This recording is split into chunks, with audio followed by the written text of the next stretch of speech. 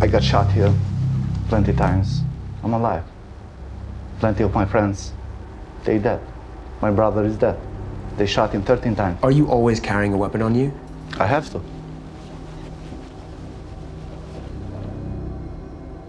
So the Albanians killed your brother, but you still work for them? Yeah. 2 years ago, they killed my friend.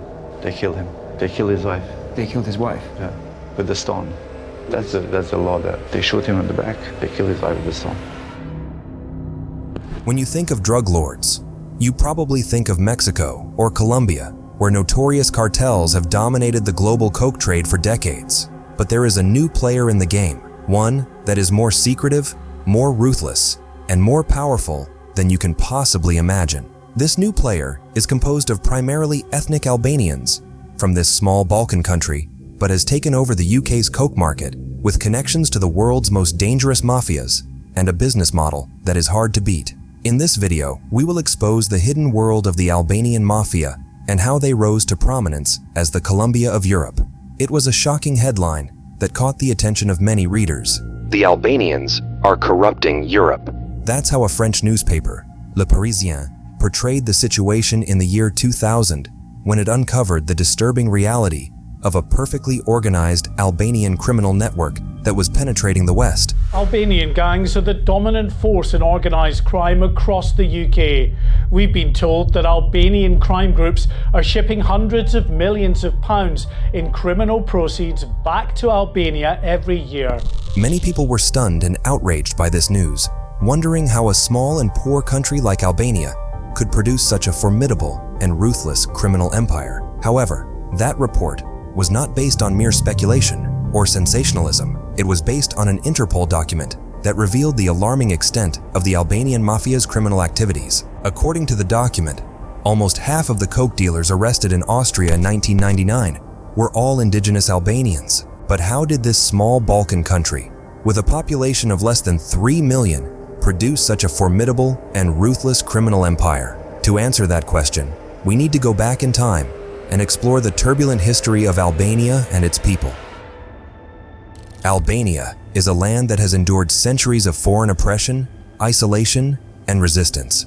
For about 500 years, it was part of the Ottoman Empire, until it finally declared its independence on November 28, 1912. But its freedom was short-lived, as it soon became a battleground for Italy, Germany, and Greece during the two world wars.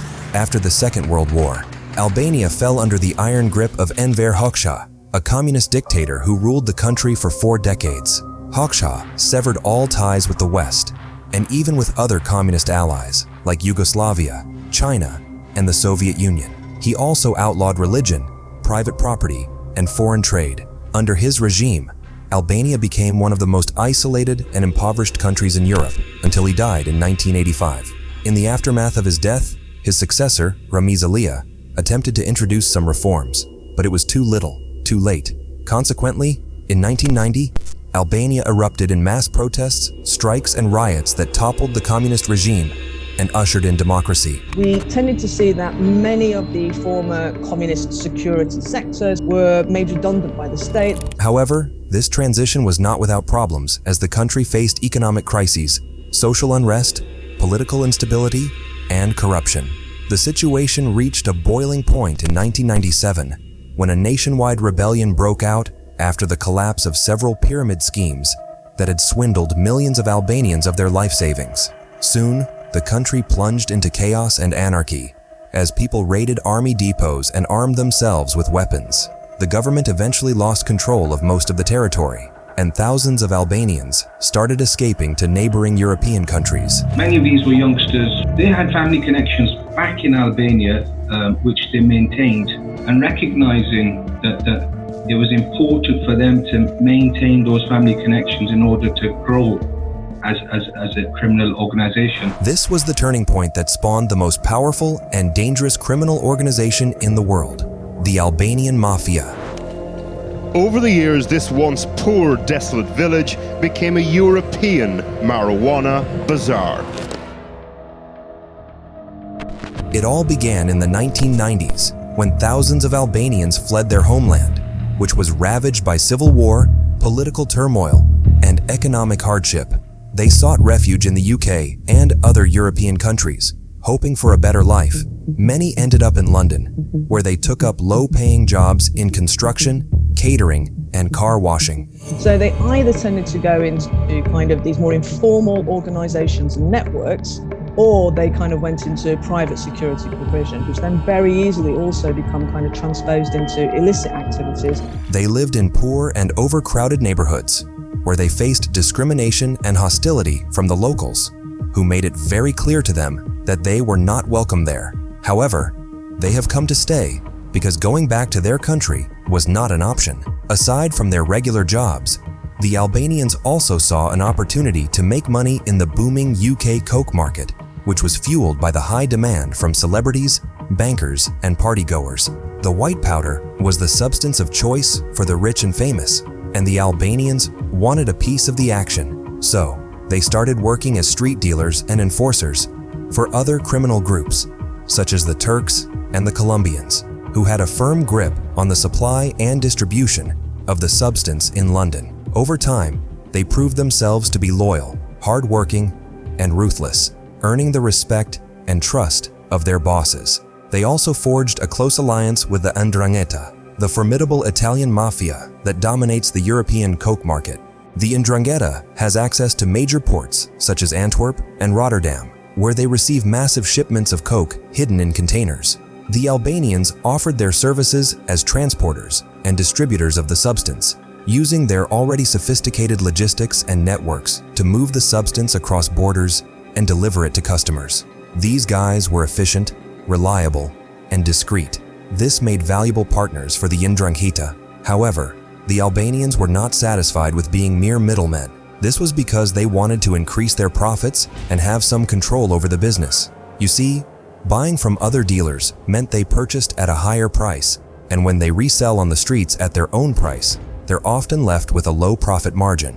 Of course, you know they're not direct consumers of the substance.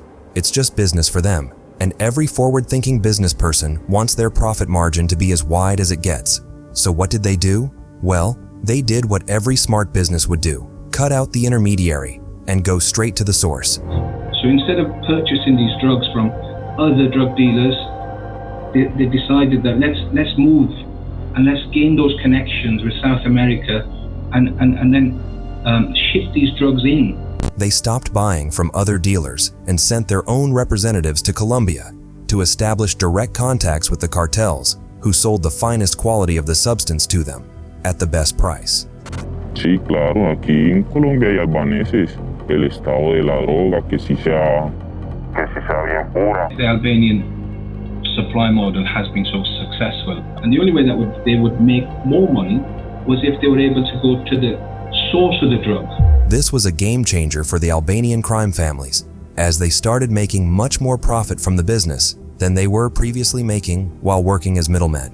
A part of their profit was reinvested into expanding their operations, and whatever was left was used to bribe and infiltrate political office holders and law enforcement institutions. Former Minister of the Interior, Samir Tahiri, received a 3-year sentence for abuse of power. The court found he had inexplicable links to a distant cousin convicted of trafficking 3.8 tons of drugs to Italy. These guys literally had the authorities in their pockets, and this made it much easier for them to move their merchandise in larger quantities with less risk of getting caught. Cross the borders. Oh, we pay the police sometimes, you know. We pay big companies with the trucks. You understand? All across Europe is corruption. Politician, police. That was how the Albanians created a system of bribery and corruption that enabled their illegal trade to flourish and spread like wildfire throughout the European continent and beyond. In all these, one thing that stood out is the fact that the Albanians did not need to resort to flashy or innovative smuggling methods as most Mexican and Colombian cartels did. They didn't have to build elaborate tunnels like El Chapo Guzman, the infamous Mexican drug lord who built sophisticated tunnels from under his bedroom to all strategic points of entry across Mexico. The Albanians chose a simpler and less complicated method of getting what they wanted. They simply paid off officials in every country, politicians, border officials, shipping companies, and anyone else who could facilitate their illegal business. They just knew the right palms to grease. But how were they able to do all of these, stay organized, and build a formidable criminal organization that took the entire European continent by storm. Imagine a giant rock that is broken into many smaller pieces. Each piece is different in shape, size, and color. Some pieces are close to each other. Some are far apart. Some pieces fit together, some don't. Some pieces are smooth, while some are with rough edges. This is how you can picture the Albanian mafia structure. It is not a single, unified, and coherent entity, but a collection of various clan groups or factions that are dominated by the so-called 15 families of northern Albania. The reality is that rather than being kind of these very hierarchically organized, tightly disciplined structures that we saw, for example, with the Italian mafia organization, what we have instead is more kind of regional-based, clan-based, family-based networks. These families have their roots in their regional or tribal origins, such as the Kelmendi, the Dukagini, the Berisha, the Gashi, and others. Familja Çapja nuk krahasohet më as si mafia tjetër e Londrës, sepse është shumë e madhe, shumë e sofistikuar si nga puna, si nga pushtetina fuqia që ka kjo familje. Each family has its own territories, leaders, rules, and alliances. Over the years, these families have transformed from loose and informal networks to more structured and hierarchical organizations. They have also established a system of ranks and roles within their groups, such as bosses, underbosses, captains, soldiers, associates, and so on. Each member is initiated into the family through a ceremony that involves swearing an oath of allegiance to the boss and to Besa, which means faith or trust in Albanian. Well, once you go in it, you can get out. Besa is a code of honor that governs the behavior and values of the Albanian mafia members. Once you give Besa, that's it. You have to die. You cannot give up the Besa. According to Besa, an Albanian must always keep his word, protect his family and friends, respect his elders and superiors, obey his orders, and avoid betrayal and cowardice. Besa is the glue that holds the Albanian mafia together, and it is also the sword that strikes anyone who breaks it. Anyone who dared to betray the code of Besa paid with their lives, or their families suffers the consequences. So the Albanians killed your brother, but you still work for them? Yeah. 2 years ago, they killed my friend. They killed him. They killed his wife. They killed his wife? Yeah, with the stone. That's the law there. They shoot him in the back. They kill his wife with the stone. Se ti ke një familje këtu, dhe normalisht do bashkë të shqiptojnë ato. This is how the organization managed to instill fear and loyalty in its members. They exploited the strong family bonds within their ethnic community by threatening not only their members, but also their families back home. If you cross them, they're going to use violence. Kidnapping, taken away, not to be returned again. They'll just make it disappear.